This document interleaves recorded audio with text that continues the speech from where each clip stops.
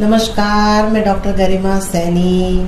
आज मैं डिस्कस करूंगी कि किस तरह से आपको इन गर्मियों में हीट बढ़ने की वजह से पित्त से रिलेटेड प्रॉब्लम इंक्रीज हो जाती है। क्योंकि गर्मियां चल रही हैं, गर्मियों में नॉर्मली पित्त इतना बढ़ता है और आप तेज मिर्च मसाले खा रहे हैं या कोई भी पित्तवर्धक आहार, पित्त बढ़ाने वाली ऐसा फूड, ऐसा खाना खा रहे हैं जिसमें गरम मसाले ज़्यादा डल रहे हैं, तो ऐसे में भी ये जो पित्त है ये बढ़ जाता है, गर्मी बढ़ जाती है बॉडी में।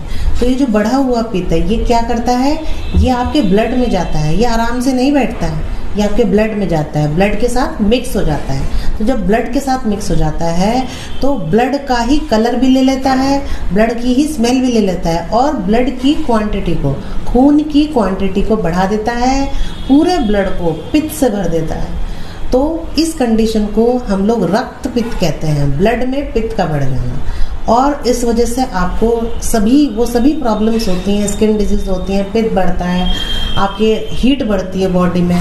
तो बहुत सी प्रॉब्लम जैसे नक्सीर आएगी अब गर्मियों में बच्चों को, तो ये सब चीज़ें इंक्रीज होने लग जाती हैं पित्त बढ़ने की वजह से।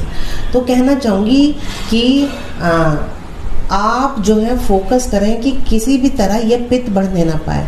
पित्त बढ़ेगा तो ब्लड की क्वांटिटी बढ़ेगी, और क्योंकि आयुर्वेद में धातुएं होती है तो रक्त, ब्लड भी एक धातु है।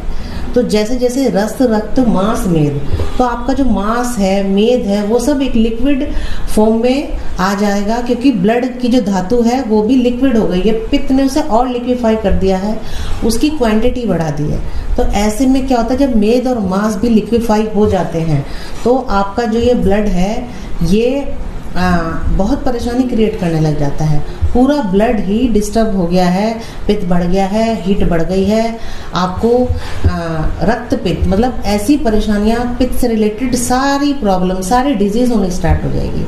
इसका सिंपल सा सॉल्यूशन है पित्तनाशक आहार विहार। आपको ऐसा डाइट, ऐसा लाइफस्टाइल फॉलो करना है जो पित्त ना बढ़ाए, जो पित्त को कम करे या पित्त को आपके शरीर से बाहर निकाल दे।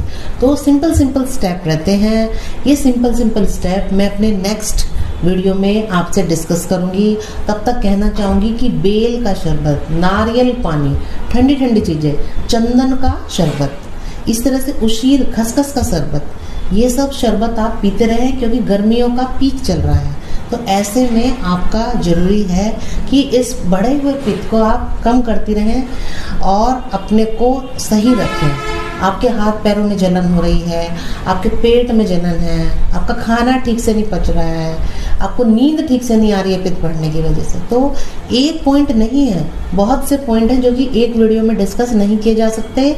इसलिए स्टेप बाय स्टेप मैं इसको डिस्कस करूंगी और आपसे बताऊंगी। तब तक के लिए नमस्कार। आयुर्वेद को फॉलो करते रहें। धन्यवाद।